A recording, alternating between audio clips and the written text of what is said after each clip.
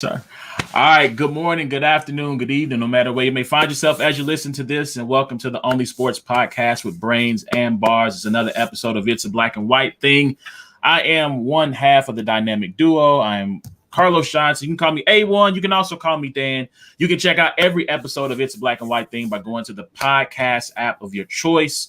Or searching for us on YouTube. Please rate, review, subscribe, give us 5 stars. Please share the broadcast. The more you do that, the more faces we are in front of. Tell a friend and tell a friend. It's those boys again. Also, thank you to those who will tune in live. We also ask that whether the platform, we're on Periscope, we're on Facebook, and we're also on YouTube. When you come into our house, say what's up. Let us know where you're watching from, and please like and share the broadcast.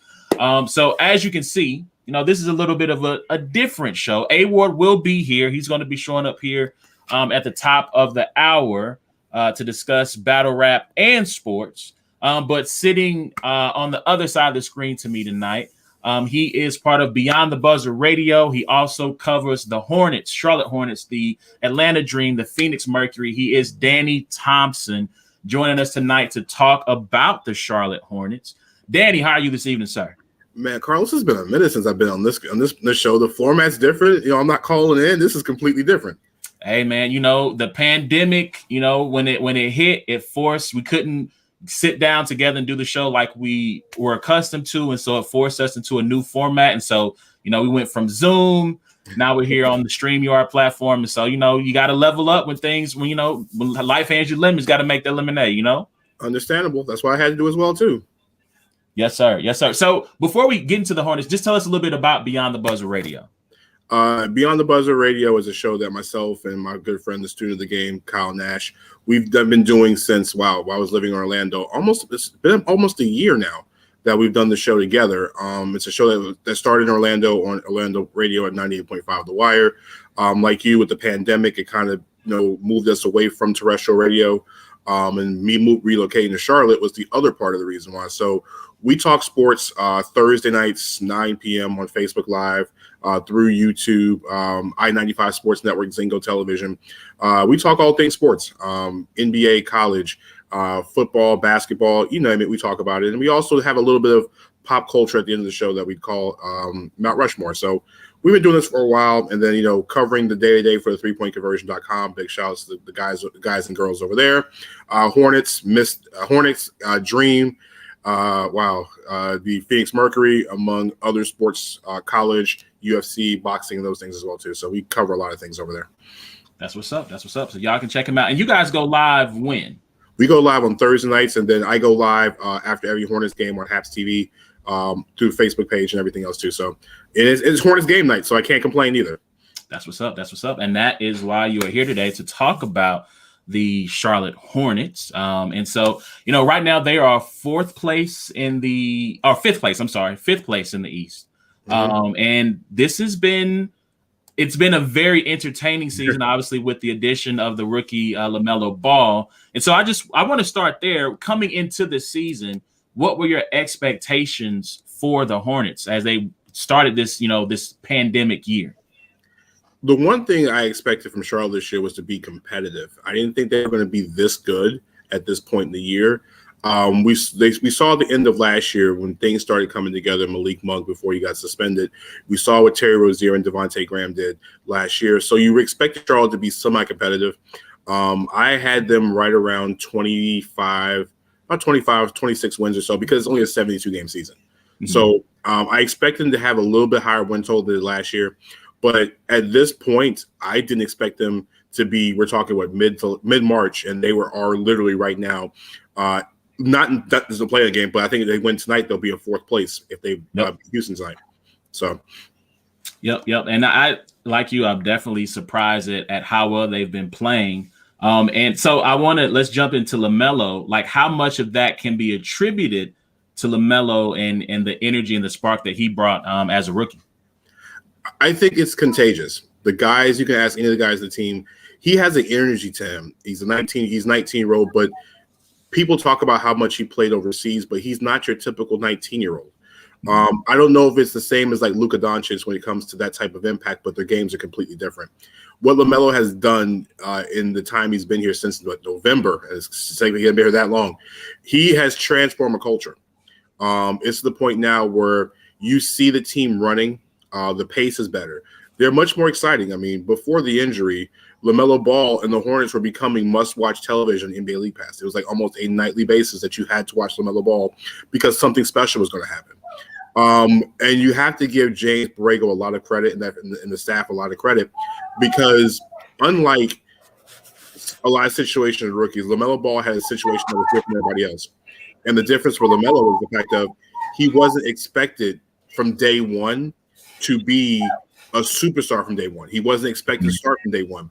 So when you go from a guy that only played 12 games in Australia and hadn't played in almost literally a year because he got hurt in December of 2019. I'm sorry, 2018. He got hurt right before the draft, and he sat out the rest of the season. So for him to get readjusted after a year off and getting a chance to learn the game from a different perspective, because he wasn't brought in to be the savior. He wasn't brought in to be the franchise player from day one. You know, Devontae Graham had over 203 points the season before, and Terry Rozier was his first chance of being that leading guy. So he had a chance to learn, and he's grown so much on both. It's not just the offensive end he's grown on. He's grown on the defensive end. His IQ was already basketball high. It's even better because he's become much more of a smarter player. So the sky's the limit for this kid, and it's unfortunate that he has the fractured right wrist, but whatever if the timetable is going to say he's out the rest of the season, but it's good. I'm super excited for next year to see what the team brings and what they do around him. But if the time he was here this year, it was the best of times, the worst of times. Let's just say that. So you talked about the infectious energy that he brought to the team. Has that translated to the city at all? This city is completely different. Too bad we don't have fans here. We just started getting fans back a couple of weeks ago after the All-Star break. The energy in the city is a lot different. You see LaMelo Ball jerseys everywhere. You know, people are waiting for tickets. I know the ticket prices are extremely high now. Remind you, with COVID prices, the Hornets, like every other team in the NBA, are going to make their money back somehow. All right, those ticket prices are going through the roof, and you got to buy them in certain pairs because there are restrictions everywhere. But I think the second we get everybody back in the building at 100% capacity, Charlotte was going to be a place where this place was 2 years ago. It's going to be hard to find a ticket because people want to watch LaMelo Ball. That's how big of an impact he is. I'll be honest with you, Carlos. This guy LaMelo could be the biggest star Charlotte's had, going back to the Larry Johnson, Alonzo Mourning days in the 90s. Wow. And that's no offense to Kemba Walker either. Yeah. And I mean, I just looking at their record, like at least as far back, I didn't go back too far. I went back about 3 or 4 years, but this has got to be the latest they've been 500 or better in some time. I mean, just went back and look at the last couple of years. I know they made the playoffs. Was it Kemba's last year or next to last year with the Hornets? Last year. They made the playoffs. His last year. 39 and 43, they made the playoffs.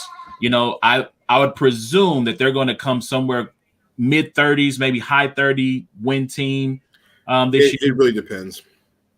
The road, because they have a road trip coming up. They're ending their West Coast trip, their final West Coast trip of the year tonight in Houston. They have 2 games at home, which is Miami and Phoenix over the weekend, Friday and Sunday, and then they go on the road for 6 more. And it's much more of an Eastern Conference trip, but it's 6 games on the road, which makes 11 out of 13. And if the Hornets can survive this, then the stretch of games at home, and then you're really getting into tax time and getting towards the playoff chase.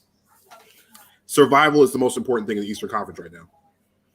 So with the injury to Melo, what does this do to the Hornets going forward and their chase for the playoffs?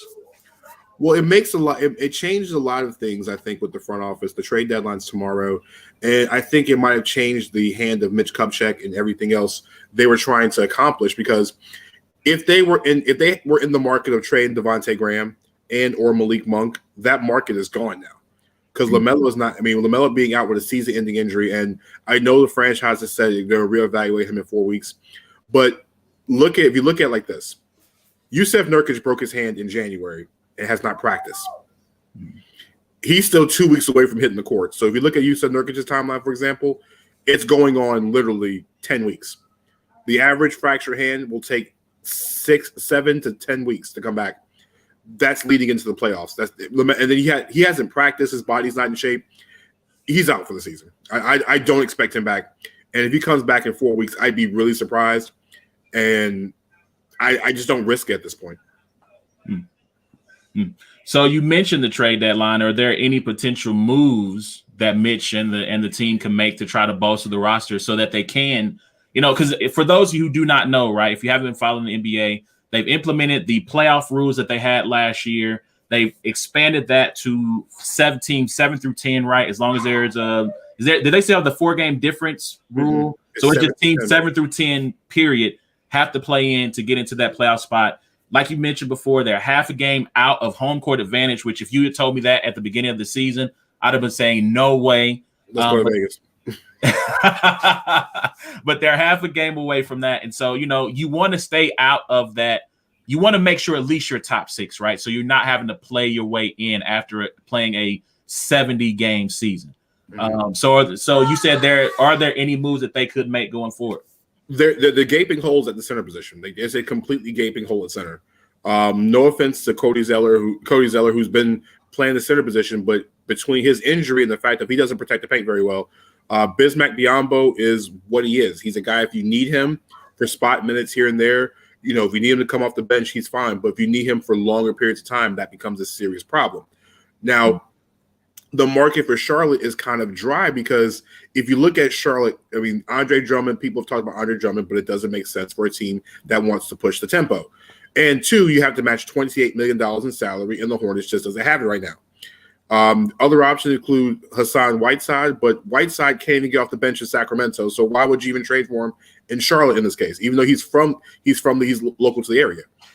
They've talked about Miles Turner, but do they trade Devontae Graham and Cody Zeller, knowing that you don't have any depth, especially in the backcourt? There are other options on the table. DeMarcus Cousins, which I don't see him playing for Charlotte. I see him waiting for a contender to wait for him, like the Lakers or something. The market's not much. JaVale McGee, but I think McGee wants to go to Brooklyn, like everybody else. I think Carlos, I think you were going to sign in Brooklyn next week. I think everybody wants to go to Brooklyn. So I've heard people talk about Rashard Holmes, Montrezl Harrell, which I don't think the Lakers will trade Harrell at this point with nobody left, and Rashard Holmes might cost too much. So I think Mitch is going to have to keep this team at the deadline the way it is, unfortunately. But I would not risk the salary cap room for the summer trying to make a 2-month playoff run, and you might not even guarantee yourself getting out of that play-in game. Man. So with them being in that 5 spot, do you think that they can hold on to that? Can they stay out of that play-in territory, right? Can they hold on to stay between 4 and 6 the rest of the season? It's difficult. Atlanta is playing phenomenal basketball. They've lost 1 game since Nate McMillan has taken over the head coaching job. Indiana is now starting to get healthy. Karis LeVert's now back in the lineup. And even though there have been trade talks for Malcolm Brogdon, you've heard about Miles Turner's name being mentioned. Don't forget about Indiana. Miami is getting themselves together. They finally have gotten healthy. And who knows if Miami ends up with Kyle Lowry before the deadline tomorrow. They might end up with LaMarcus Aldridge after the buyout period if he's bought out with the Spurs. So Miami's right there. And then, hey, listen, the New York Knicks have been playing good basketball. Tom Thibodeau, every year Tom Thibodeau takes over a job, that team gets to be better. And you can't sleep on the Knicks either. And there are plenty of teams fighting for that 6th spot. Without LaMelo Ball, they're going to need Malik Monk to step up in the biggest way possible in a free agent year. That's what they need for him to do. And go back to the Malik Monk that was scoring, 20 points a game, right around 18 to 20 points a game about 3-4 weeks ago. So do you think that he has that in him, that he can be that guy for him in LaMelo's absence? Malik Monk is a very interesting case. Malik Monk is J.R. Smith wearing a T-shirt, okay? We all know J.R. Smith wear a T-shirt half the time. Malik Monk is a fire plug offensive player. You put him in the game, he's going to get buckets. The problem is if he's not hitting shots, then he is pretty much pointless. All right, he plays. He's defensively engaged when his shot's going down, when he's aggressive. There are nights like he had the other night where he's 5 or 15 from the floor at 11 points, but there's nights he can give you 7 for 16 with 6 3-pointers and 26 points. He's the one guy on the Charlotte roster, even counting LaMelo Ball, that can score from all 3 levels and can get to the free throw line consistently. He just has to consistently do it, and that's been the problem for the last 4 years, and that's why the Hornets haven't put an offer on the table, because we haven't seen him do it for long stretches of time. So he's boom or bust. So they have Devontae Graham is going to be a free agent this offseason, right? Restricted. Okay, so they have Scary Terry. You got LaMelo coming back. You signed Gordon Hayward's going to be around for the next 3 years after this season. So let's project a little bit. If I'm going to put you in the front office. What are you looking for after this season to try to push this team? Obviously the way the Nets are currently constructed, they're out of the picture, right? I think if you look at the East, you're looking at the 76ers and the Nets kind of as the top tier teams in the East. So how do they push forward and become kind of that top of the next tier in 2021-22 going forward? Well, the real question is, which one do you value more? Do you value Malik Monk more? Or do you value Devontae Graham more? Mm-hmm. That's the first question you have to figure out, because you only can keep one. You can't keep both. Cody Zeller's contract comes off the books, and that's I don't think they re-sign him unless it's a cheaper number. You're obviously going to need to go find a big. Mm-hmm. The part about this year being so, I would say, catch 22-ish is the fact of, you would have thought the Hornets would have wanted to be in the chance to maybe get an Evan Mobley, because free agents don't really run to Charlotte. This is something that hasn't happened. The last major free agent signed here was Al Jefferson, and that was really kind of a trade situation. Guys don't sign here on Willie just because. LaMelo Ball might change that because he's a pass-first point guard. But the market this summer is Andre Drummond and what's left of the bigs. Is really what's left. I think you have to go find a big of the draft. And the one thing Charlotte could do is, outside of Gordon Hayward and Terry Rozier, who has an expiring contract after next season, is that if you can do what they've done with the players in Greensboro, Charlotte has done a great job with developing players from Greensboro. You go back to Devontae Graham, Cody Martin, Caleb Martin's in the rotation, Jalen McDaniels, and they still have 2 guys that haven't really seen much court time this year, and Nick Richards and Vernon Carey, who they got the second round this year. Mm-hmm. So I think they might try to find a big that can help out. Nothing major. Listen, I don't think they'll trade for Karl-Anthony Towns because they don't have that type of arsenal and firepower to go get a cat in the offseason. But I think if I'm the general manager, I think I'd go out and try to find somebody that's going to be economical, and you have $20 million in cap space. I think you can go find somebody to go plug the paint at $20 million. My guy is Jonas Valanciunas, but I think the Grizzlies are going to open that checkbook up for Joe Val. So, okay, well, we will see. Shout out to my homie Jesse Abbey in the comments. He said Drummond is not the look nice stats, but worthless stats. Yeah, we'll see. Minnesota Kevin Love to me. Oh, I actually just saw a video recently of Kevin Love. He had a 50-point game anniversary against the OKC Thunder, and I think that was always a knock on him, right? It was always empty calories. It was, okay, you're putting up 20 and 10, but your team is always it wasn't even 20-10. It was Carlos. It was like 26 and 15. Like there, as much as Kevin streamlined his body, got himself into a lot better shape, but. I'm sorry, fat Kevin Love was way better than skinny Kevin Love. That's what's up. So we got a couple more minutes. I know you got to get ready for the game tonight. Who are the Hornets taking on tonight? The Victor Oladipo-less Houston Rockets. Oof. So they got off the schneid, right? Like they had lost 20 straight, and I think they finally got. They beat the Raptors. They ironically beat the Toronto Raptors, that could have been Kyle Lowry's final game in Toronto. Who knows? Wow. Okay. Well, so I got a couple more questions for you, and I'll let you go.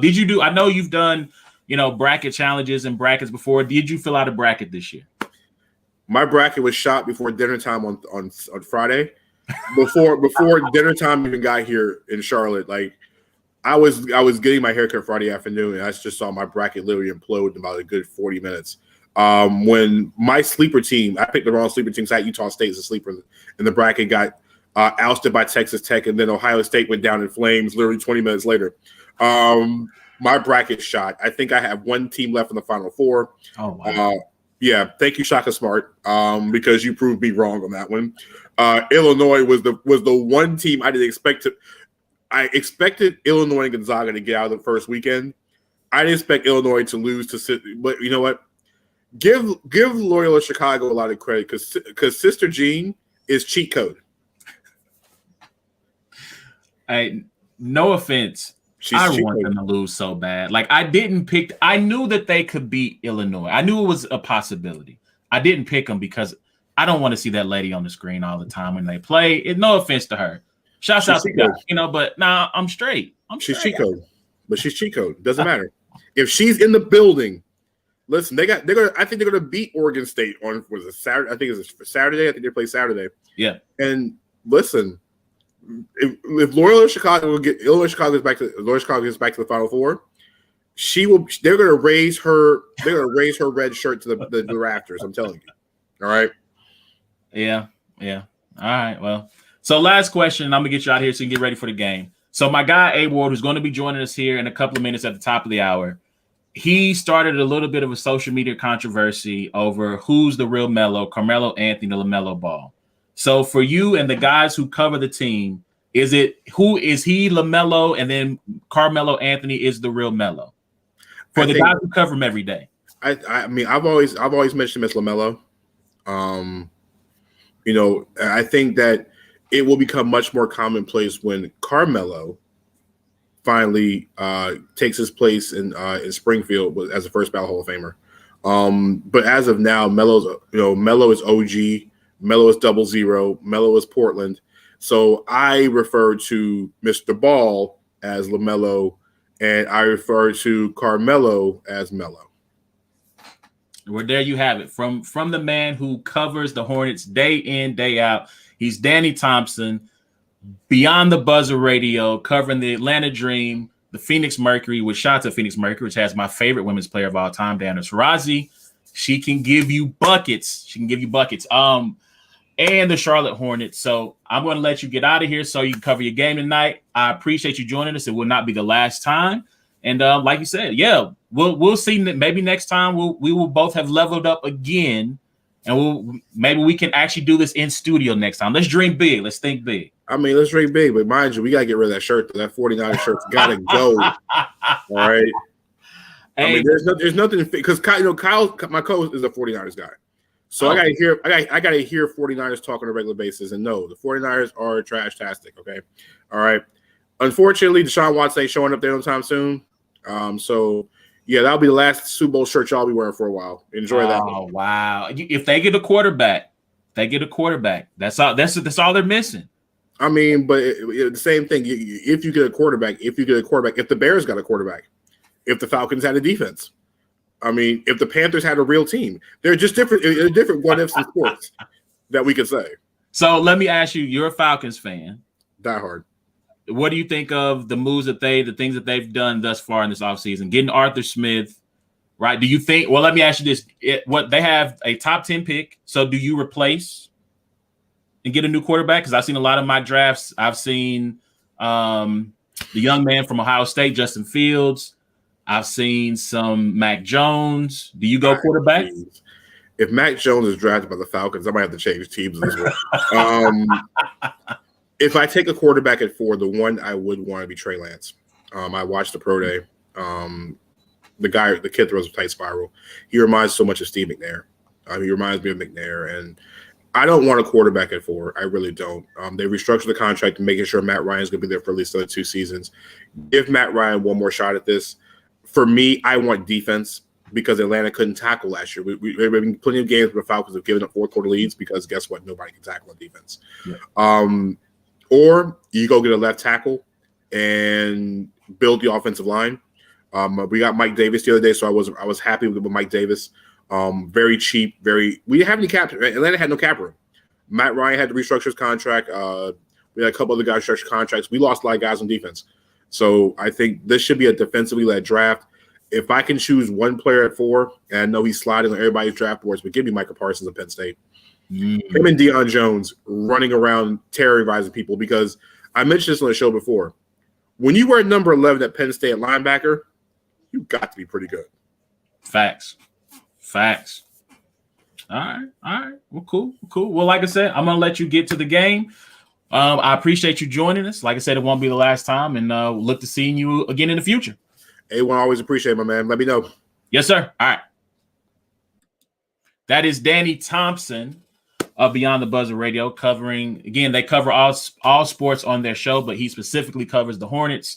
He covers the Phoenix Mercury, Atlanta Dream. Danny's a good brother. We go back to the radio days when I was doing radio. Shout out to Praise 95, Urban Talk 100, RIP to that, but shout out to the good people there. And so we're headed towards the top of the hour. And as promised, the homie A-Ward will be joining us shortly. He might be running a few minutes behind knowing him, but we're going to see. Matter of fact, it's on me. I need to send him the link. So let me go ahead and send him the link. Yo, for those who are watching live, thank you. Please share the broadcast. Please like the broadcast. The more you share, the more people who are tuned into the show. Shout out to those in the comments section. Shout out to my homie Jesse. He was the one that brought up the comment about Drummond. Shout out to the homie Tavita, who is a Hornets fan. He says Hornets by 10 tonight. He says Fields to Carolina. Okay. He's claiming that. Shout out Jesse. Danny, he said that you were a great guest. This is what we try to do on the show, right? We're trying to level up. He talked about back when me and Danny first connected, we were on phone lines doing radio. Now we're here digitally doing things in person. And so, like I said, hopefully we can continue to level up and do good things. And so he's covered the NFL, he's covered the NBA, and he's a really good dude. And like I said, been rocking with him since the Orlando days. So again, Beyond the Buzzer Radio's live on Thursday nights, and he will be live tonight after the Hornets game. Please support that brother. Support good people doing good things. Also, if you're in the comment section on my Facebook Live, make sure you click the video directly so that I can see your comment and get it on the screen. So give me just a second, y'all. I'm going to get this invite to A-Ward so he can actually get in on the show. And if he's ready, then we are going to get it popping with we're going to be talking some battle rap tonight. Fade 3 went down this weekend. John the Don versus Ace Amin was the main event. We'll be talking that. We'll be talking, obviously, the Ncaa tournament. We're going to give an update on our bracket challenge that went down, that has gone down. We're at the halfway point now. So we're going to have an update on that as well. So that's what's coming up next on the show. We might get into some other things. I know he's going to have some, what's the word I'm looking for? He's going to have some cards that he's going to go top tier award. Go follow that on Instagram, where he is going to be showing you the best cards and best pulls that he gets from his selection of trading cards. And we're going to have a good time, y'all. So give me just a second here. Let's see if we can get this thing popping. While you're waiting, if you want to jump in the comments section, man, and just what have you learned this week? What have you learned from watching the NCAA tournament, maybe free agency? Here's one thing I know that I've learned. Hey, remember when the Chiefs were going to get all the free agents? Do you remember that? I mean, I had all my friends, in group chats on social media. I can't wait till we get this guy. We're going to get this guy. We're going to get that guy. And yeah, about that. Everyone thought that the Chiefs are just going to be able to say, hey, you want to come play with Patrick Mahomes? And that was going to be the thing that got people to sign. It's not looking that way. Although there are still some decent free agents out there to be had for the Chiefs. As of right now, it's not looking like that wish list they had is going from, kind of top of the line to let me see. They went from Dr. Pepper to Dr. Thunder in terms of the free agents. Now, there's not to say that those guys can't be good, that they won't be quality assets, and that they won't make a difference for the Chiefs in their pursuit for a third AFC conference title. But, when you were talking about Allen Robinson, franchise, Kenny Golladay signed with the Giants, Juju Smith-Schuster went back to Pittsburgh. That's just the wide receivers.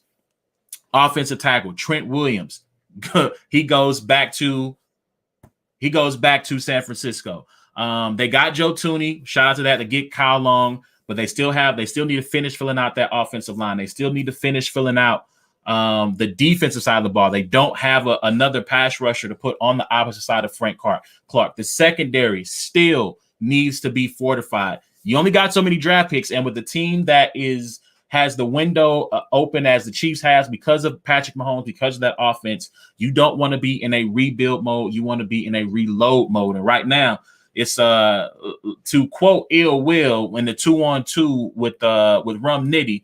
And he's like, hold on, let me get it together. That's where they are right now. They're trying to get it together, and it is not coming together right now on the free agency front for the Chiefs. Shout out to the homie Tavita. He said, COVID cap, humble people, finance is important for stability. And he's right. COVID squeeze, like they talked about, because the salary cap dropped, I believe it was $16 million dip in the salary cap from the previous year to this year. It has caused a lot of free agents to be kind of squeezed and not be able to sign the deals that they thought they were going to get. Like, listen, shout out to Juju Smith-Schuster. Like, I'm going to make another shout out. Shout out to Tony Kornheiser, who said the answer to all your questions is money, right? Juju Smith-Schuster went back to Pittsburgh on a 1-year deal. I think it's like $10 million or $8 million. And he talked about he loved the city of Pittsburgh. He just couldn't imagine leaving. So let me get this straight, Juju. You love the city of Pittsburgh so much that you signed a 1-year deal to stay there. You know why he did that? Because he wants to wait for that cap to blow up. They got the TV deals signed, TV contracts signed. Fans are going to be back in the stands. That salary cap is going to explode going into the following offseason. Juju Smith-Schuster gets to be a 1A, 1B pass catching prospect along with Chase Claypool. And if he gets to be that guy, like he can put up another 80, 90 catch yard season, 1,000 yard season, maybe 8+ TDs. And then when the salary cap bumps back up in 2022, now he's able to command $18 million a year. Hey, shout out to Kenny Golladay. He got his $18 million. That's what he wanted. The Giants gave him $18 million a year, which people were shocked at. But a lot of these free agents are signing 1-year, 2-year deals. The cornerback market is depressed. Wide receiver market is depressed. Some offensive linemen, obviously, like we talked about, Trent Williams got paid, Joe Tooney got paid, but most players are signing smaller deals so they can get back into free agency, so they can then get another bite at the apple, so to speak. So y'all let us know what you think, man. What do you think about free agency thus far? Who's killed it? Who hasn't? We talked about last week. Shout out to Angela Roulette, who joined us last week on the show to talk about free agency. Bill Belichick has been doing his thing in free agency, racking up lots of really good talent. The Giants have made a lot of moves. The Texans have made a lot of moves, but I don't know if those moves are going to be, kind of crazy, right? I didn't see a signing that made me go, okay, this is a team that's going to go from 4 wins to maybe 7 or 8, right? They got Tyrod Taylor, who's probably going to be their starting quarterback. And I guess while we're here, right, we'll jump into the Deshaun Watson topic, which, when this story first broke, I didn't. On this show, we only record once a week. And so there are stories that we might get into that we let play out, right? Like I don't want to be the first to talk about something. Sometimes I want to sit and marinate and think about these subjects. Sometimes I want to wait and see how the story plays out. And so when it came to Deshaun, there were a lot of thoughts, right? This was a heavy topic of discussion in multiple group chats I'm in, because sports is a common thread in a lot of these group chats. And so I wanted to sit back and wait. And, I think there was some discussion about, this is just the Texans looking to smear the man because he doesn't want to play with them anymore, right? Like this, it's so funny, right, that when he decides he doesn't want to be with Carolina anymore, that he doesn't want to be with the team, that all of a sudden now allegations of women saying that he's sexually assaulted them comes out. And initially, I'll say this is my personal position, how I work these things out. When stories of assault come out, sexual assault allegations come out, I start at the position of the woman is telling the truth, because data has shown that when women come out with these allegations, overwhelmingly, they are telling the truth, and that the woman who is lying is the exception and not the rule. So I start there, right? But you have to, because we are in a country where you're innocent until proven guilty, right?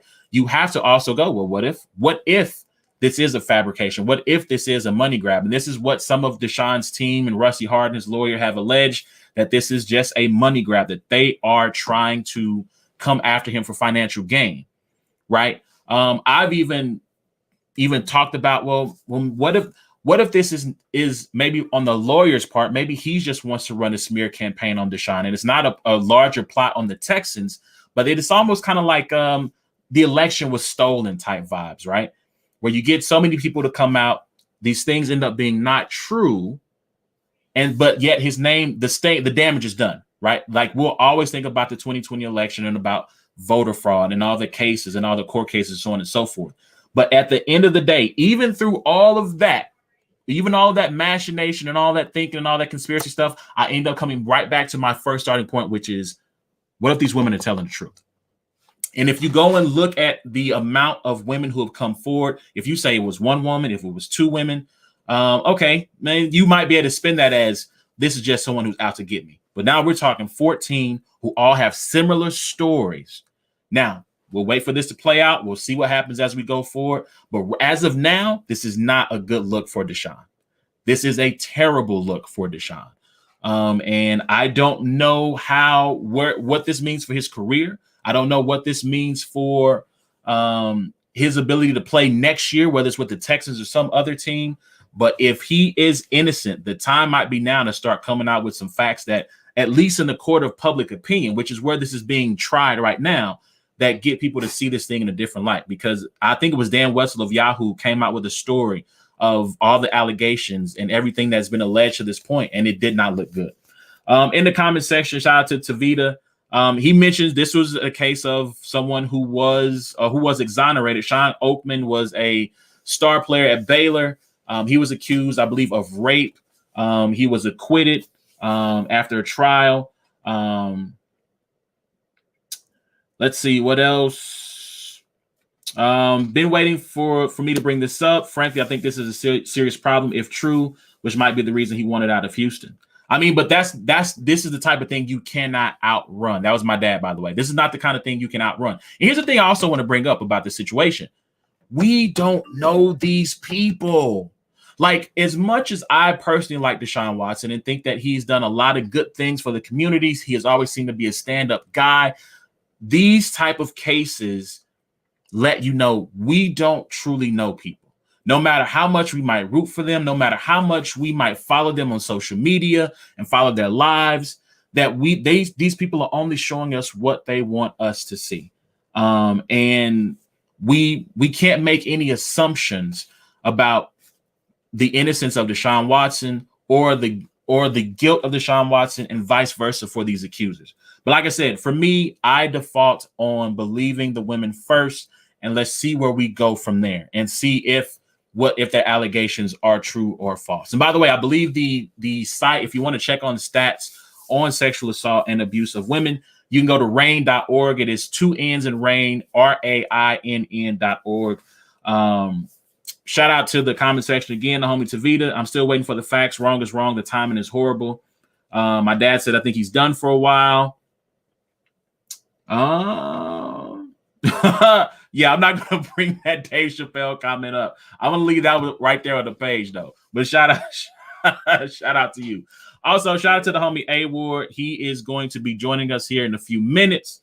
So like I said, coming up, once he joins us, we're going to get into a little bit of battle rap. We're going to talk a little bit of Ncaa, see what he thinks about free agency, any of the moves. And like I said, he's going to reveal to us a couple of cool finds in his pursuit of trading card. I don't want to call it a hustle. But also, while we're at it, IamAward.com for everything Award related. And IamLoso.com for everything Loso. Not IamLoso.com, everythingLoso.com for everything Loso related. Wrong is wrong at the end of the day. Yes, you are right, Tavita. I'm trying to think, what else have I learned this week? Oh, so I'm going to jump into this a little early while I vamp and wait for my co-host to join me. So the other thing I learned this week, speaking of brackets, the Big Ten frauds, all of them. All of them frauds. All right. So I watched a lot of Big Ten basketball this year. I'm like, hey, Illinois, pretty good. Michigan, pretty good. Ohio State, pretty good. Iowa, Luka Garza, pretty good. I mean, I'm looking at all these teams. I have them making pretty deep runs. I had Illinois and Ohio State. I believe I had Illinois in the title game. I had Ohio State, I believe, either making the Elite Eight or making the Final Four. Ohio State gone the first round. Illinois, like I said, shout out to Sister Jean, but I can go without ever seeing her again. She doesn't make a shot. She doesn't coach. She doesn't do anything, but her face is always on the screen. I picked against Loyola for that simple fact that I did not want to see that woman on the screen. Again, shouts out to her. She's a sweet old lady. But Illinois out of here. Ohio State out of here. Iowa gets ran out of the gym by Oregon, I believe. Not a believer. I'm never going to believe them again. I'm never going to believe in them again. The other thing that I learned is that we should have been putting a little bit more respect on the Pac-12's name. No. We should have been putting more respect on the Pac-12's name. We should have been staying up late and watching their basketball games right now. Nope. All of their teams, except for one, are still playing. Colorado is the only one who's went home, and even they won a game before they got sent home. Oregon State's still here. Oregon is still here. Who am I missing out of this group? USC is still here. And I think there's one more that I'm missing that's still playing. Like, all of their teams are still here. UCLA's won 3 games, right? UCLA went from playing game to Sweet 16 and have looked pretty good in all of those games. Shouts out to myself. That's one major pick that I got right, because I had granted, I thought it was Michigan State who would do this, but I had those teams making a run into the Sweet 16. So, but speaking of they're here, shout out to A Ward, who's now in the building. Joining us tonight. What's going on, man? How you doing? I'm good, man. I'm good. Sorry for my tardiness. I apologize.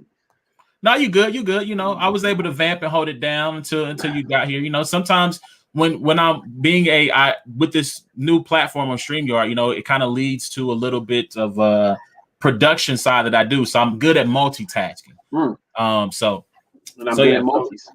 So, while we're in what I learned this week is we talked about last week that we might be or 2 weeks ago, that we might be looking at a paradigm shift in college basketball, that things are really starting to change out here.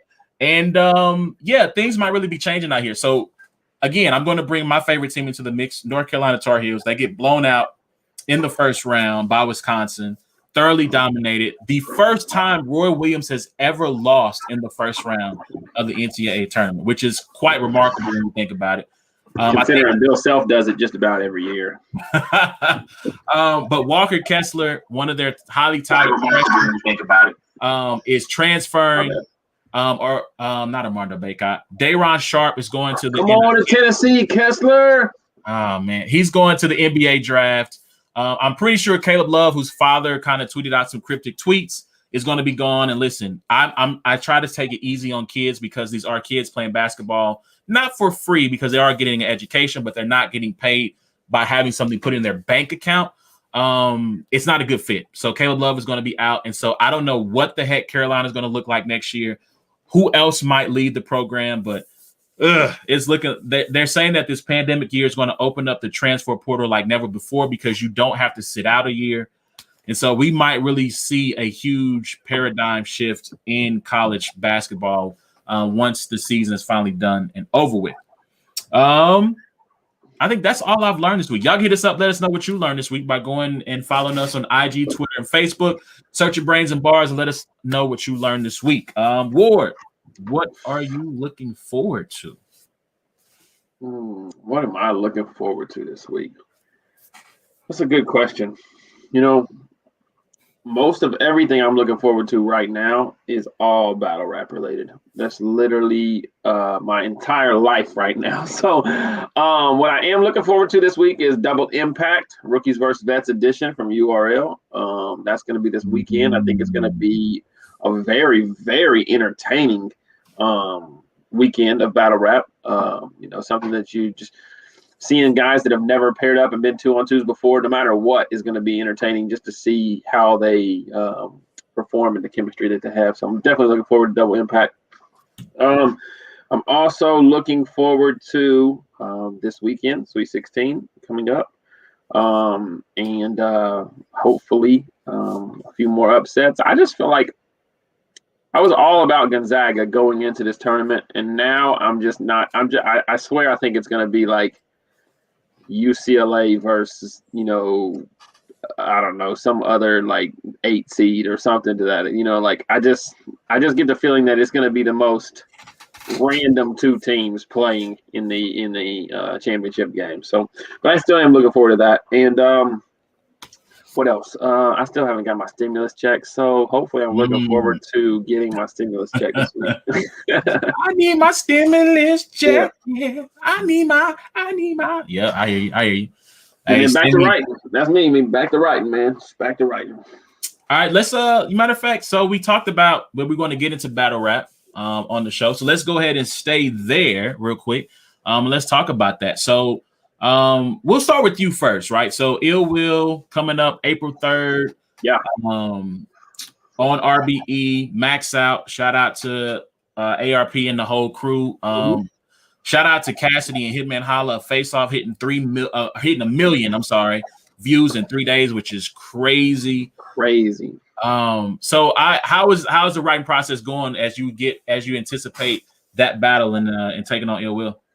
It's going all right. When I first locked the battle in, I wrote like a lot of material, which was dope. Like when you get excited for a battle, you're able to like write a lot, and then you kind of hit that wall, and then this last 10 days, you're writing and memorizing like crazy. So, I'm feeling good. I'm feeling real good. I'm feeling good about the event. I think we saw last week, if anybody's a battle rap fan, we saw last week that big stages and Atlanta crowds can definitely pose some issues, so I'm excited to kind of fill out the crowd and just get back on the stage and see how all that works out. This week, ARP's been dropping all kinds of videos of everybody's predictions and everybody talking about the event, and so it's been kind of dope just from my standpoint of hearing Cassidy, shout me out and say that he had me beat No Red. And, Hitman Holla, he picked Ill Will, but he also said that, that he really liked, my style, that I was nice and stuff. And then Big K picked Ill Will 3-0, no debate, and said that I was trash. So, but it's been fun, man. It's been fun. Had a good interview with ARP yesterday. Hopefully, it's gonna drop tonight or tomorrow. It's a pretty dope interview. Just getting ready, bro. Just getting ready. Trying to get locked in. That's what's up. So let's I have a question about crowds and Atlanta crowds, but first I want to get into Fade 3 went down this past weekend. We don't have to go battle by battle. We really want to talk about the main event. But I do want to highlight, some of the good performances or just some of the battles. First you had Reggie versus 6'8". I had Reggie winning that 3-0. Then after that you had PC and Clone. So shout out to Clone. I will say this, right? So I have been kind of burning the candle on both ends, staying up late, getting up early, and I was super tired. My wife had cut on the Snyder cut of Justice League. I'm laying down on the couch, kind of, I'm listening to the battle, got my eyes on the screen, but my eyes are getting heavy. I'm falling asleep. And then it's the end of his third, and he comes out with I already had a Mac. You out here giving me this old PC. And I went like this from the couch. Oh! Sat straight up like that was crazy. I cannot wait for this YouTube video to drop. That is going to be my next gift right there. That's going to be the next gift I use in all of the groups, bro. That is perfect. Oh man, so that was a crazy line from him. He had a dope performance. Flacco versus Riggs. I had Riggs winning that battle pretty clearly. Yeah, although I do want to run back that battle and watch it again because I think Flacco might have some material that didn't land in the building. I know. You've had some back and forth with Flacco. You can't just call me out and say my battle with Riggs was light and then go get 30 by Riggs. Then 5 days later, bro. I mean, humble yourself, young man. Hey. And then after that, you had the main event, right? Main event was Ace Amin and John. And so, I thought it was a dope back and forth. I know you went in a little bit more of an extensive bar breakdown. I know we talked about this in the groups, and then you kind of went back and said, look, I think in the moment, you had Ace Amin winning pretty clearly. Clear, yeah. You went back and watched it, and did you come back to the same result? I came back to the same winner. I didn't come back to as clear as what I necessarily had. Just sometimes you just got to factor in everything, and then you have to start thinking like, man, I've judged other battles like this, and I've used this. You can't be biased, you know what I mean? And so I had the first round was the clearest round. Ace Amin won the first round clearly to me. Mm-hmm. The second round that people are giving John to Don is not close. It's not clear to me. Like it's a close round. And in that second round, Ace Amin has the 10 years and got me. Ace Amin has the there's another big haymaker that he hits. Oh man, I don't have my notes here, but there's literally 2 or 3 big haymakers that he hits. He goes on like another string towards the end, and it's just a close round that I edge to Ace Amin, you know. And then in the third round, John's kind of all over the place a little bit. Ace takes an angle that is to me a dope angle, not really been executed against John yet. I thought he had good material. But then Ace like noticeably like cuts his third short. However, it still was long enough. Like it was like I think it was still like 3.5 or 4 minutes. Yeah. So Battle Rap Stats posts all the numbers and stuff. But I'm the kind of person where your rounds got to come full circle. You know what I mean? And like I feel like you have to, when you start your round, you have to end your round. You know, and so that third to me is another debatable round, you know? And so like I think that's the thing to me is like when people say they got John winning, like edging the battle, I'm not mad at that because I think second and third to me are debatable rounds. And the first is the only clear round and I had Ace Amin taking the first. So all right. So yeah, I got Ace. The first is the clearest round of the battle. I had Ace taking the first. I know we have disagreed on this. I have John in the second. I do think, you know, the line about I went from go get it to I got it. Like he had a couple of love that line. I don't know if the second round was when he did I got hit with a strapped in, I got hit with a translation, I mean something different. That was the third. Okay. Yeah, that was the other line. That was the other line that I liked a lot from John. Yeah, I mean, and I tell you this, I think the second is close. So when I watched it back when it dropped on YouTube on the Bullpen channel that morning, and I still had John edging the second, but I could be convinced maybe on the third watch ago, maybe Ace got that second. I thought Ace got the third, even though I understand the ending wasn't as clear or as it didn't end on a high note, right? He just cut the round short. I guess for me, I know a lot of people talked about, well, the domestic violence angle went a little bit long. I think that might be because people are uncomfortable about the subject matter. Yeah. His whole first round is about the incident. Yeah, like, the thing about it though is like in the big stages when you're trying to angle for a whole round, you know, like even if it is even if they are cool with the subject matter at first, like angles like for a whole round on a big stage they're tough to execute. You know, you have to really be punching hard. You know, and I thought Ace was, you know, like how's she gonna be a leader when she got to follow a restraining order? Like, you know, like all of these, you know, the shelter bar, all of these things are just crazy. I think that, you know, Ace is my guy, but one thing he has to realize is he has to figure out how to build up to these heavy punches a little bit better than the way he raps. You know what I mean?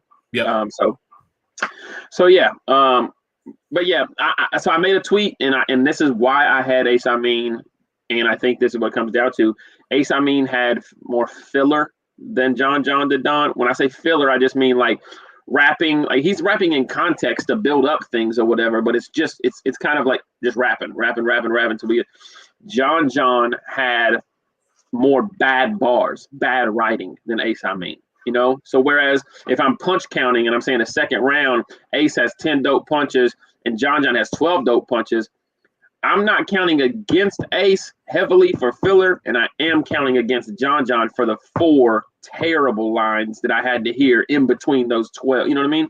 Yeah. So that's kind of how I looked at, you know, a couple of those close rounds.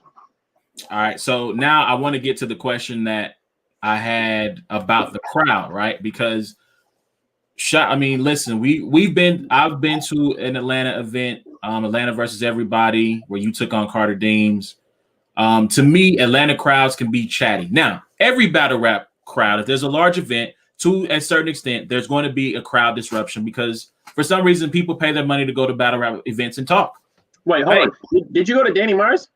I did not go to Danny Myers. I was thinking about that earlier because something always like with the big matches, something always comes up when the ones that I really want to go to, something happens and I can't go. And I was thinking about that, and I was like, something came up and I couldn't go to that event. I think I had a funeral. I think I ended up going out of town when you got it. Gotcha. So I've been, but I'll bring that up. I felt like Atlanta crowds have been really, really chatty at that Genesis event. At the Get Back that same day, they were really chatty. I felt like Atlanta versus everybody, you had certain people. There wasn't everybody as a whole. But Resolution, when URL went down there for Resolution, which is I think is Goods and Cassidy might have been the main event for that one. They were really chatty. And for that's 4 battles. So that's 4 where they just been really talkative. So I want to ask you, knowing that one, Cass is is the main event, which means he's going to bring a legion of his fans will be in the building. It's going to be, I'm pretty sure it's going to be a large room event. Does this watching what happened at Fade, does that impact how you prepare for this battle against Ill Will at all? Yeah, it definitely does. I mean, and I hate to say that I'm like changing anything up heavily, but just how you structure your rounds, like I said, if I have angles, then I might have had 2 angles and I was going to make that my 3rd round where it's, 24 bars and 24 bars. Now I might go and say, you know what, I might only angle, 8 to 16 here, get back to punching, get back, so I don't, so yeah, you got to think about all that kind of stuff, and there's bars, man, that I thought of that I'm like, yo, this is gonna hit on stage. Like I probably would never say this in like a small, room setting or whatever. So yeah, it definitely does. Man, it poses a situation with me and Ill Will where Ill Will is so simple and charismatic and captivating on a big stage, Like, I don't think the Atlanta crowd is going to affect him and his material nearly as much as it will me and my material, And so I think I probably have to go back to the drawing board and be more mindful, about that type of stuff than he will have to be. So. Gotcha. All right, cool. Anything else battle rap you want to hit before we jump into sports? Impact. Nah, we don't got to talk about double impact really. Nah, I'm good. I'm just sharing our stuff on Instagram so people will tune in. So let me ask you this. As it relates to double impact 4 with this rookies and vet setting, who are you? We'll ask this and we'll move on to sports. Like, which group are you most interested in seeing? Definitely B-Dot and Sick. Real Sick, yeah. Yeah, I think that's pretty clear. B-Dot and Real Sick to me are the 2 that I'm super excited to see. All right, I'm trying to think. Will I? Let me look. Let me look and see here. Top and Twerk, T-Top and Twerk. Oh, my bad. I was thinking rookies vets type stuff. Obviously, that the main event to me is going to be like, probably the one battle that I'm going to be glued to the TV. But actually, yeah, I lied. Tay Rock and Easy. Mm-hmm. Listen, I have been on record, maybe not on the podcast, but I've been on record in group chats as saying Tay Rock or Easy is the new generation of Tay Rock. Like he is Tay Rock 2.0. He's going to be the people's champ. Like if I don't know. Granted, battle rap, battle rappers have a battle rap lifespan, so they never really go away. But I think Easy is on his way of being the new face of URL. He's everywhere. He's always promoing, and I think crowds. Relate's not the word that I want to use, but I feel like crowds find him and he's able to engage a crowd. I think, or at least some of these smaller rooms. Right, we haven't seen him on a big stage, and I don't know if he'll be on a big stage yet. But I just think he has that potential to be the new Tay Rock, to do it in his own way. So that's the group I want to see together. Yeah, I ain't mad at that. That's what I think is most exciting about this event. Like, they say like 2-on-2s are the all-star game. Well, this is a weird version of the all-star game. You know what I mean? It's it's definitely very different. So if it was just kind of the same old 2-on-2s battling, I'd kind of be like, I've seen it before. I wouldn't be as excited. But I think, why I'm super excited is because of the different matchups. So.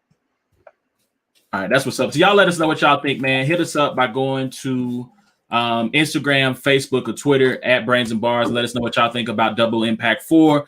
What groups are you looking forward to seeing this weekend? Give us your thoughts on Fade 3. Who you got winning, Ace Amin or John and Don? I feel like the consensus is there is no consensus. I think people have it as a debatable. I think, early on, most people had John winning, but I think people who have had the ability to go back and watch it are kind of coming to a different conclusion. Just let us know what y'all think about battle rap, man. Let's jump into the tournament. We kind of talked about it a little bit, but let's jump into the tournament. First of all, I want to say shout out to everyone who joined our bracket challenge. There's $150 on the line to the winner. And right now, friend of the show, the homie Jesse Abbey, is in first place. He's probably got Michigan winning it all, don't he? He does have Michigan winning the entire thing. And right now, I'm going to toot my own horn. Toot, your boy is in fourth place. I'm tied for fourth. I think last time I checked, you were in like 38th place. Well, just so we know,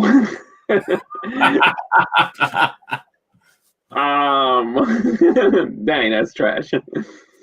Oh my gosh. Oh, are you looking at it right now? Yeah, I'm looking at it right now. I'm just like, oh my gosh. Yeah, that's terrible.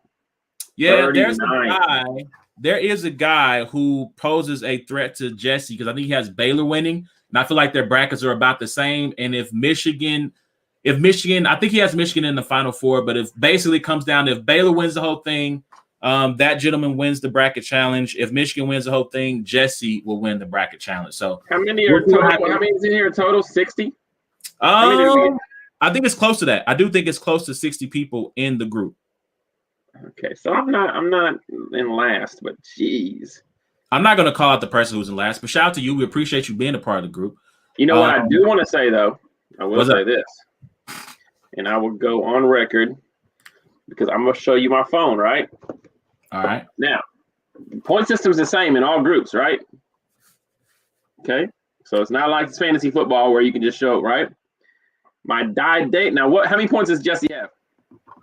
Jesse right now has 420. 420? 420. Okay.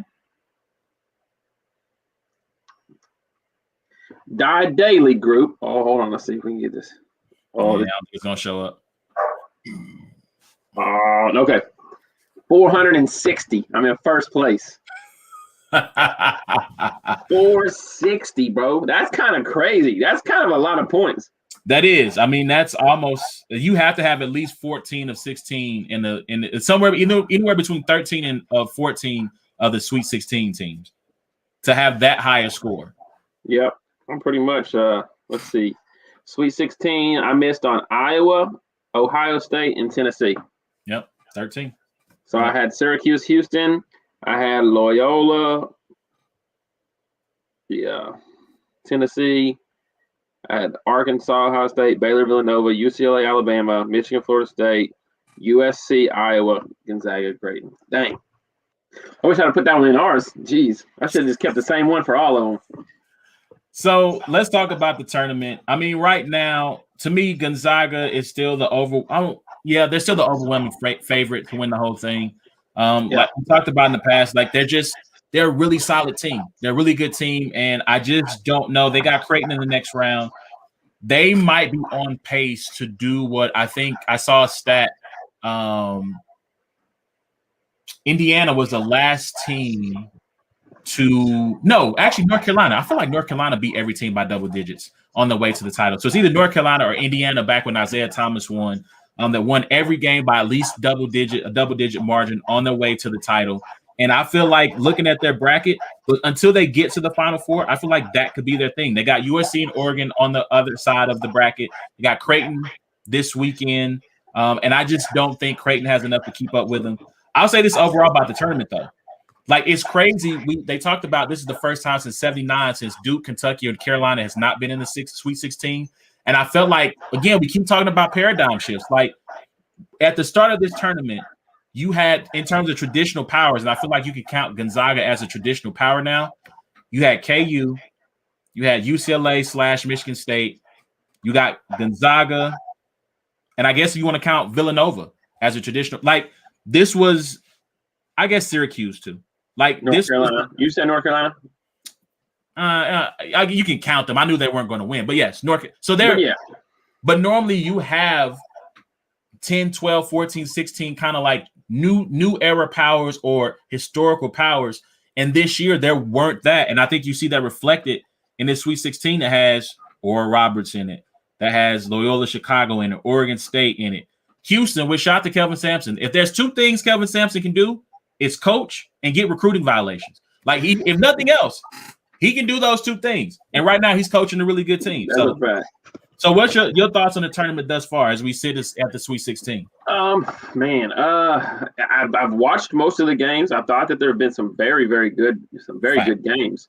There hasn't been very many buzzer beater type, like just that, one shining moment, type games.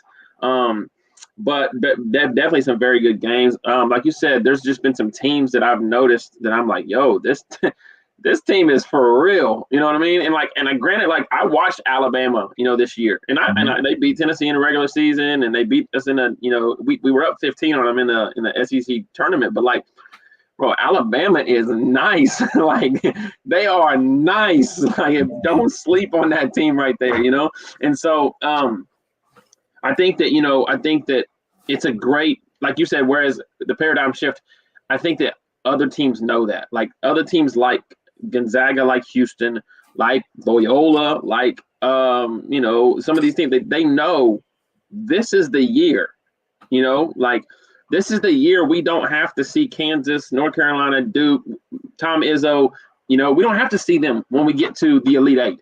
We're going to get to the Elite Eight and we're going to get Oregon or USC or, you know what I mean? And that was always what it was for these small conference teams. And then the teams that are like the Oregon States and stuff was like, yeah, we can win a couple. But then when the rubber meets the road, we're going to end up running into, So imagine like if South Carolina's team from a few years ago was able to kind of go through, like they didn't win a national championship, like that's just, and so it's kind of cool to see. But there is something just about, knowing that you got Duke and Kentucky, or you got, Villanova and different teams, like which Villanova's still in it and very well could be, but like it's just something about March that school pride and all that kind of stuff, that it's kind of missing. So just imagine like how crazy would it be next year if all of a sudden in like the college football playoff, like it was literally like, North Carolina State, Minnesota, NC State. Arizona, like right. And that's what you're looking at here. And that again, I don't know. I feel like we're in the midst of seeing a shift in college basketball. So I want to address something that you tweeted. Oh yeah, let's talk about it. Are we gonna talk about it? Bill Self? Yeah, okay. Yes. Yeah. You've been full of hot takes here lately. So hot takes. You said that KU should move on from Bill Self. I did. I said that if they want to. So here's the thing, in context. I want to make sure it's in context, right? All right, yep. As a North Carolina fan, you have expectations for North Carolina basketball. Now, you're a pessimist, though. So you're a pessimist, right? So you personally might not have the expectations that normal North Carolina fans have, right? But as a North Carolina fan, we are North Carolina. Tar Heels, Baby Blue. We get the recruits. We're supposed to be competing year in and year out for an ACC championship and a national championship, right? So the thing about Bill Self is this. He's literally Peyton Manning. He's Peyton Manning of coaching, right? He's like the regular season, probably best coach in NCAA basketball history.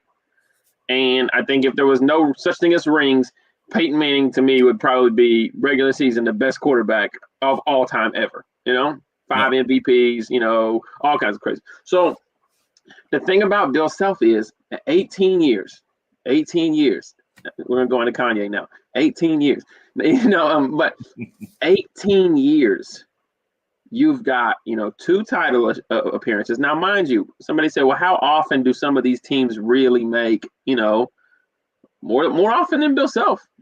Like they make Final Fours. They make, more often than Bill Self. And then you have I think I counted 15 of the years his losses have been to seeds that are lower than him. Yeah. And then like a good like 10 of the years have been seeds that are at least 3 seeds lower than him, and it's just big game coaching, right? Like to me, big game coaching, he's just not a good big game coach. Even the year they won the national championship, his coaching did not really necessarily. Derrick Rose missing free throws and Chalmers hitting a big shot, like that's what got him. So like I've just kind of said, like if you're a Kansas fan, at what point are you like, you know what, we're just making the tournament every year. Like nobody's like really worried about KU anymore, per se. Like they're not like looking at KU like. I just don't. I think that like some of the Bradleys and Northern Iowas and Oregons and USC's and all of these teams that are coming in here and just thumping them in the second round, third round, or whatever is taking some of the sting out of like, yeah, all right, they won the Big 12 tournament, but like then what? And so like that's just kind of where I'm at. Like obviously Bill Self's going to get you to the tournament every year. He's probably going to get you a top 4 seed every year. I'm not mad at you being happy with that, but like. I just don't have much faith in him, really putting, his team in a position to win national championships consistently. Yeah, so, KU fans always like to tell you. Now, granted, the streak has been snapped, right? But they had won like 13 Big 12 titles in a row. He's won 15 of those. He's made 3 Final Fours. He's won 1. Listen, don't get me started. I always like to say Roy – gets the rap of, well, he gets all his talent, he should win. But Roy, I think, has been since 2003, since Self arrived in KU, and he went to North Carolina, I want to say he's been to 5 Final Fours and has won 4 of them. Like I've always talked about the fact that Roy's resume stacked up to Coach K's once he got to Carolina. They're pretty even. Coach K has the bigger, obviously he's the face when you talk about college coaches. He's kind of the face of that, but his resume is equal, if not better, than K's in the same time frame. Like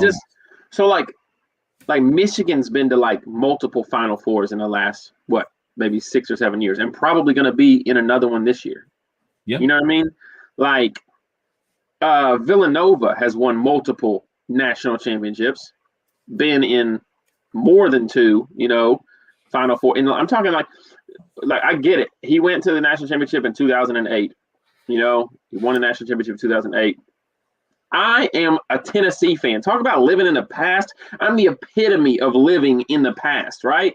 Like I argued until finally I did realize it had been 20 years since we won a national championship. And I was like, all right, Aaron, like it's been 20 years now. You know what I mean? So like I know what it's like, but like that 2018, and then the 2011 team that lost to Kentucky or whatever, like that's a decade ago. Like if we're looking at the last decade of basketball, what have they accomplished outside of them saying, well, last year we were going to be the best team in the nation, but COVID happened, Yeah, and I mean, even that was up for debate because Gonzaga was still really good. They brought back much of the same team that they had last year. Dayton had a really good team. They were going to be a 1 seed in the tournament. So, I mean, granted, KU had a case.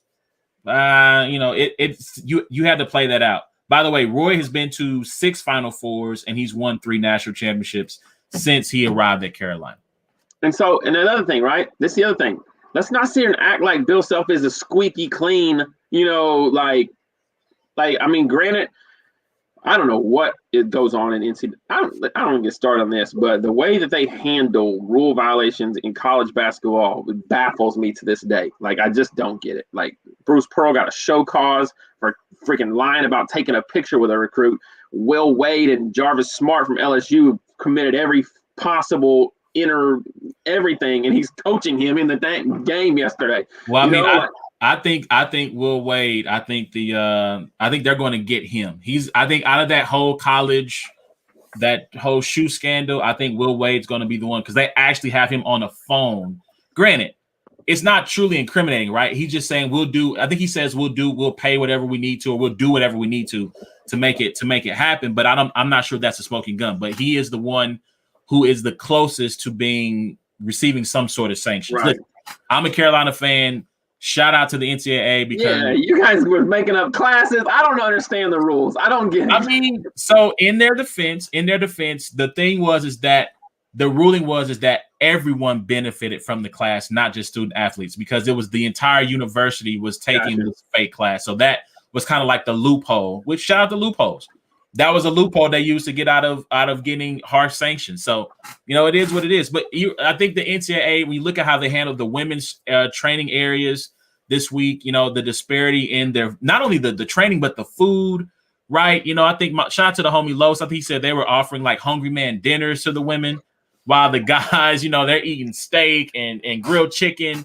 And they just got something like they popped in the microwave and said, here you go. So the fact that Mark Emmert does not come out himself and say, hey, listen, I work in management, right? Mm-hmm. And if every time something went wrong, I went and called up one of my second in command to say, hey, go out and talk to this disgruntled employee, like I wouldn't be long for my job. And so the NCAA, they just can't get things right. They can't get things right. But look, so yeah, that's my thoughts. And my thoughts is just like, man, he don't coach and win big games. He's at a perennial powerhouse. I don't think they consider Kansas a blue blood. I don't know if they do or not. They do. But they do. They got the history. Okay. He's at a perennial powerhouse of what you would consider to be the top 8, probably programs in college basketball history, maybe even top 5. I don't know, but probably top 8. And I said somebody said, well, Calipari should be on the hot seat too. Like if I'm a Kentucky fan, you know what I mean?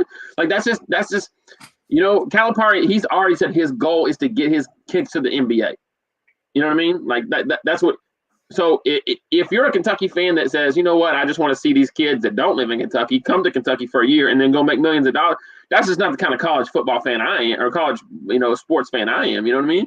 And so yeah, Calipari is the same way. Like if you're not getting it done in these big schools or whatever, like I don't know, bro. People, I just think I think Calipari, if he has another year, if they aren't a top 4 seed next year, I do think he's not fired. He's not going to be fired, but I do think he's going to be in a hot seat. So he is a guy who's got to turn it around going into next year if he wants to continue to keep his job. And granted, if he gets fired, like it's not like there's not going to be a list of schools that are going to open up their doors for him. Oh, my gosh, yeah. But, listen, your guy, Rick Barnes, I think Rick Barnes is a guy who might be in a little bit of trouble if he doesn't start. That's a weird thing. I think so, too. But, I feel like Tennessee's expectations are so much lower because we're still so delusional and we're a football school. Like, literally, that's how Tennessee acts. We're a football school. You know what I mean? So making the tournament, being competitive all year, having a top 7 seed or whatever, I think Tennessee fans are just kind of cool with that. You know what I mean? The thing that's hurting Rick Barnes is that he's recruiting so incredibly well. His expectations are going up because he's bringing in all of these 5-star one and done guys. And then now it's like, but yeah, Rick Barnes is he's built self on steroids when it comes to doing little with, a lot for his whole career. But yeah, he definitely is in the same boat, but Tennessee is just such a clustered mess right now that I think Rick Barnes, being an upstanding human being and a person that everybody loves, I think he's pretty safe, barring any kind of craziness. All right, so we won't have too much time left in the show. I believe it should have gone live. If you need to. It should have gone live about 10 minutes ago. If you want to come on the show, there should be a link that I posted to the @Brains and Bars site and on the Facebook fan page. If you click that link, you'll be able to come in. If you got a topic you want to talk to us about, whether it be sports or battle rap, you can do so. I want to try to make sure that we promote this a little bit more as we go forward. But this is your chance, your opportunity to be on the show with us. And actually, I am sending out a note to my personal Facebook page right now. Yo, I'm going to show you some football cards. Yo, so actually, yes. So let's do that. I don't know what we're going to call this segment. For right now, I might call it, I don't know. I don't understand the lingo of this trading card industry, but from what I've been following is they call them breaks. I'm guessing it's like I don't know, like if it's like a break open a box or what. I don't understand where the word break, but it's a very used term. So it might be something like, it might be something like pull my card or something like that, or brains and breaks, or brains, bars, and breaks, something, or something. I don't know. But anyway, I don't have a fresh pack though, but I did want to show you some stuff that I grabbed yesterday actually. So I go to CVS because you're on mute. Oh, you talking to somebody else? Yeah, I was telling Yeah. And you might not know any of these people, which is fine. All right. I go to CVS yesterday, and one of my buddies was like, "Hey, they sell these 2020 Absolute football packs at CVS." So it's like, all right, let me go check CVS. They didn't have them, but they had like a pack of a prepackaged box, and it was like you get 2 packs of cards and a card or something like that, for like $4.99. But you couldn't tell what kind of pack was in the box. You know what I mean? So it's kind of like I was like, all right, $4.99. Let me just buy it, right? Mm-hmm. So I pull open 2015 pack of cards. The next pack of cards is all Notre Dame cards. Johnny Lou Jack, who was a Heisman Trophy winner. Right. So we got Texas Notre Dame 1970 Cotton Bowl. I wonder, is that the year that Nixon declares Texas the national champion? I believe Texas wins that game and they declare them the national champion. Tim Huffman, you heard that name? No, got nothing for you. I didn't think so. This is 86. Notre Dame beats USC by a point. Okay, so I'm 3 years away from being a Notre Dame fan. So I'm 4 years old at that point, so they're not in my consciousness. So obviously Lou Holtz is coaching, but it has like a whole what happened in the game. Bud Bowringer, you ever heard that name? No. Like most of these people, bro, they look old, man. Just a Frank whatever. I'm going to assume based on that picture, he might be part of the Four Horsemen, right? I think there was he was the center in 1915 to 1917. Yeah, so maybe not Four Horsemen. No, sorry. Here's the 46 national champions. All right. Joe Moore. This guy looks like Moore. He was a coach there. The Joe Moore Award is awarded to the best offensive line in college football. That's who that award is named after. Okay. All right. That's good to know. Fred Miller. You ever heard that name? Got nothing. Yep. You talking about leather chin straps, leather helmet? No, not at all. Gary Darnell. Oh, I should know the name, but it's not coming to me. Yeah. Okay. Let's see. Peter Voss. Nah, I got nothing. These guys could be like assistant coaches for all. This is a 42 national championship. I forgot Notre Dame used to be good too. Terry Hanratty? Yes. So, oh gosh, is that 70, 60, 70s? 66 to 68. Quarterback. Yeah. Yeah, this is around the same time. Tom Regner. Nope, got nothing for you. Pete Hallahan. I was like, are we talking about Hallahan from Battle Rap? Here we go. Maybe this Greg Bell. What year? Does it have a 80 year? to 83. Yeah, still a little bit. I wasn't born yet. Yeah, Bob Crabble. Nope. Mike Kaddish. No. Nope. 79 Cotton Bowl. Jim Seymour. No. Nope. 1930 national championship. 71 Cotton Bowl. I mean, where's Joe Montana? Where's Rocket? I know, right? I was like, but check this out. This guy definitely is the only black person in the whole deck. I don't know. Jay Hayes. Let me see if I can find out who that is. I have that is probably before my time. He's the outside linebacker coach of 1990. So yeah, I mean, at this point, right? Like, I'm not up on. Wow, and I look up Jay Hayes. It pulls up Jay Hayes, who actually played for them back in the 2017 year. That's funny. I guess the other thing was, and I'll go through these fast, is in the other, I bought 2 boxes of them. The other box actually had more current players, but it was a Georgia Tech box. It had a Georgia Tech pack in it. Okay. And so I actually didn't know some of these guys played for Georgia Tech. Let's see. I thought I had them in here. Maybe they're downstairs. But anyway, yeah. So I didn't know Darren Waller. I didn't know Darren Waller was at Georgia Tech. I did not know he played for Georgia Tech. Yeah. And then I got Demarius Thomas. I got Derek Favors. I got, a handful of Georgia Tech guys that, are known. But so here's 3 cards that I got today that are pretty good, or 4 cards, right? So I got this Julius Erving. Oh, man, this whole green screen is making it difficult. Yep. But I can see it's holographic. Yep. Now, I got this golden holographic Robert Covington, right? But on the back, it is a numbered card, so there's only 10 of these made. So this is number 8 out of 10. Of all the cards to pull, you pull a. Why couldn't I get like Zion or something? I had to get Robert Covington. You got to get the Luka. You got to get the Luka so you can do it. And then I pull another one of a Jimmy Butler, which isn't as bad. It's not bad. There's only 25 of these, so it's number 5 of 25. And then I got another Herbert rookie today, which I'm up to. He went to the Super Bowl, man. Those Herbert cards might end up being worth some money. I know, right?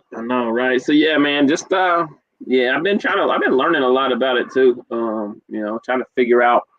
It's like the stock market right now, man. Some people are just buying these joints and then turning around and selling them like crazy. Like Tyler Hero rookies and all kinds of different stuff is like, oh, he might suck next year. He might have had just a sophomore, season or a one-hit one. And so you can get $400, $500, $600 for these cards, and then in a couple of years it might be, a lot less. So I don't know. I'm still collecting for the hobby. I haven't sold any cards yet.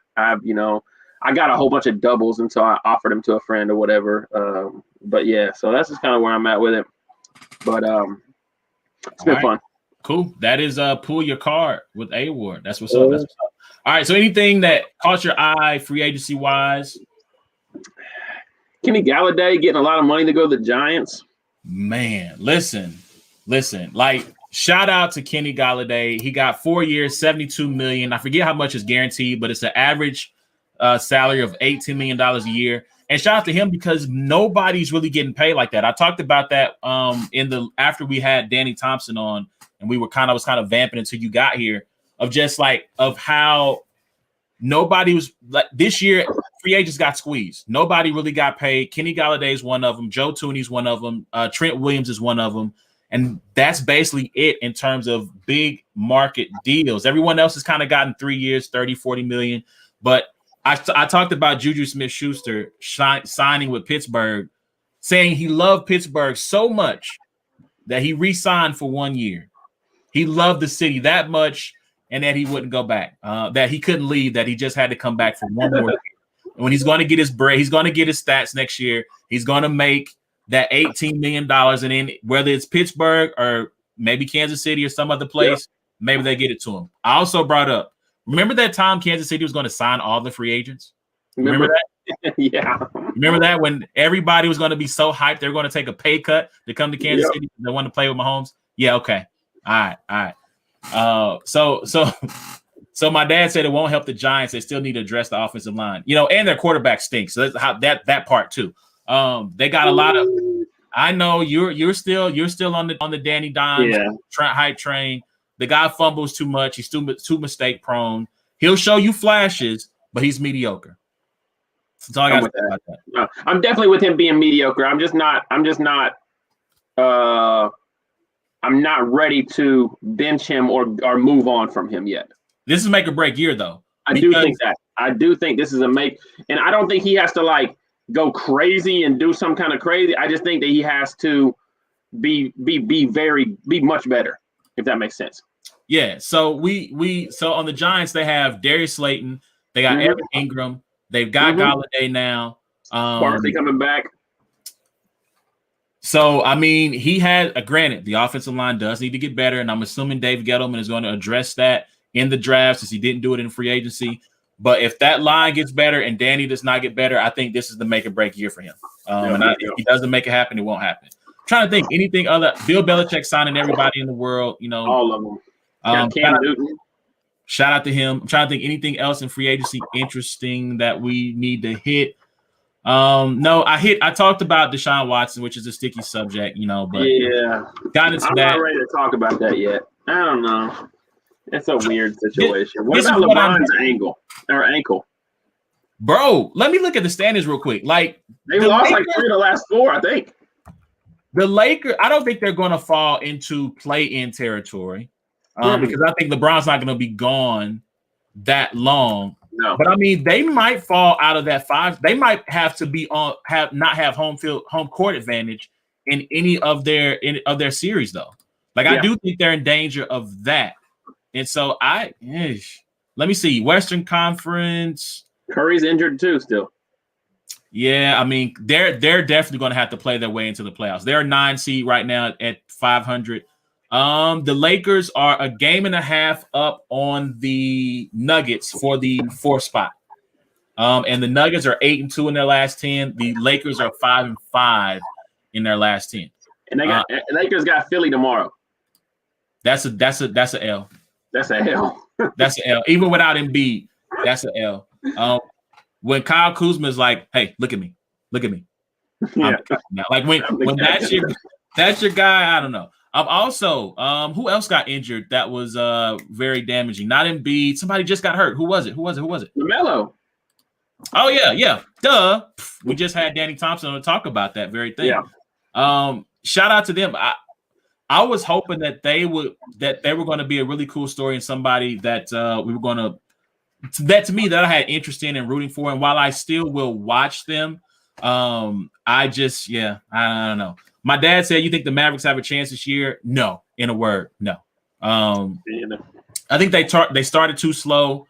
They losing Seth Curry was not good for them. They needed him for the shooting, and I just don't think Kristaps Porzingis was not what they thought they were going to get. Like he's not a great number 2 for them, and I just don't see them making it far. Shout out to Brendan. He got married recently, right? Yeah. Congratulations, my guy Brendan Dog, man. Congratulations, and also he always keeps me honest with the Bill Self-hate. So I appreciate him always. He stands up for his squad, man, and that's a beautiful thing. So shout out to my guy Brendan. All right, you know what? I think that might be the show. Unless there's anything else sports-wise that you want to jump into. No, outside of that, man, I think that's pretty much it. I'm not looking forward to the women's basketball tournament, and it has nothing to do. I know, but even then, like, there wasn't a single upset day 1, right? So every high seed won day 1, and I think there was 2 in day 2 or something like that. Like the teams that are good win. The teams that, you know what I mean? Like it's. Although, I mean, granted, I know that Connecticut is still Connecticut. There is a chance that they might. Well, yeah, no. I mean, when you get down to the last 4, your NC State, your Texas A&M, South Carolina, Connecticut, it's them. But it's them or nothing. You know what I mean? Like all these other teams that are playing on their way there, like I just, it's just not the same. So. Yo, BD Gamble 7. Yes, shout out to the Knicks. The Knicks right now are. They are a 7 seed, so they're still in that play-in territory, but they are right there with the Hornets and the Heat. They're all top. That basically half game out of 4th. Right. They're half game out of 4. So that 4 through 8 spot is really congested right now in the East. So the Knicks could play their way into, a quote unquote bye for the first round. If things go the way. Shout out to Danny Thompson. He mentioned them. Tom Thibodeau has them playing really well. Defensively, they're one of the better defensive teams in the league. And Randall's being very, very good. Randall is balling. Like he's balling. So shout out to your Knicks. They actually are going to they have a good chance of making the playoffs this year. And so shout out to that. I just want to hit one last thing before we go. That's good. The Streets, Joe Budden's podcast, there's been a little bit of controversy as Rory and Mal have been missing from their podcast. And so, that podcast is not the only one that has had someone missing that, Streets have been talking and they've been saying, yo, where Loso at? Where Loso at? I said, he's on vacation, and he did go on vacation. He went to Columbia after the battle with Vixen and he went and kicked it. But, sometimes there's just too many Carloses on the show, and there's just been some friction between the Carloses and, he is branching out and doing his own thing. He is starting his own show on Caffeine. Oh, I get it now. Yeah. I didn't understand the leap until I realized he jumped from this podcast to do his own thing. That's wild. Bars. So tomorrow at 10 a.m. Eastern time, I believe it's Eastern time, Loso, The Leap, his foray into the streaming. I don't know if he'll actually put this on a podcast channel after that, but he's going to be doing his own thing. He's going to be talking about his battle versus Vixen and some other things related to himself. So tomorrow, please tune in, support the homie Loso. For real, I mean, Loso has always kind of been, we talk about black, white, and Hispanic thing, but he's just kind of been a frequent guest host on the show. And so we wish him the best as he does his thing. And if he has time for us, if he, can find it within his heart to make time for us and come back to the show, he'll always be welcome back with open arms. But please support him. Once again, we thank you everyone for tuning into the show tonight. We appreciate it. It's been fun. The podcast will be available tomorrow. So please remember to go to Google Podcasts, Apple, Spotify, search Brains and Bars, rate, review, and subscribe. Same thing for YouTube. Rate, review, and subscribe. Yo, for the people in the comments, when you come in next week, here's the rules. Come in, say what's up, say what you where you're from, what you're representing. And then, also, again, I want to push that there are going to be links that will come out about halfway into the show. If you want to join the show, come on, talk sports, talk battle rap with us. You can't sit in for the rest of the show, but you can come in for a few minutes. Come holler at us. We appreciate y'all. Until next time, it's been a black and white thing. We will holler at y'all next week. Be easy. Deuces.